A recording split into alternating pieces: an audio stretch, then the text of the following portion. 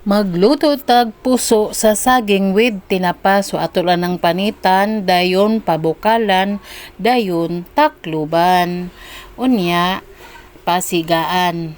So nagkahoy mi guys kay tambay pa man lagi no kay pa may trabaho, so pamanday budget ani panggasol. So kung naa man lay kwarta o nga mabilin o pagkaon na lang gyud ang siguron palit no kay na pa man mi sugnod nga madaginot kay lagi naman mi likod no nga kuan bakanting lote. So kana nga kahoy diha guys, diha sa mi nagapangahoy pansa nag-online class ang akong tig video, so naglisod jud kog video ani guys no kay lisod kayo kita-kita ra niya ako ding gihugasan, dayon giasinan, unya gikumot para mawala ang iyang arat o aras. So ang mga lamas atong gimikos-mikos o gidok-dok-dok ra na guys. So dayon ato ding gigisa, o birada diha te ana gid te, ukay-ukaya te, butangan deg duha ka tinapa, daog na.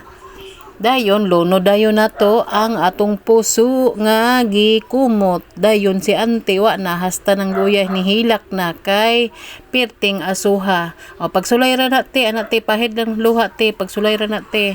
Dayon butangan din natog tubig, butangag asin.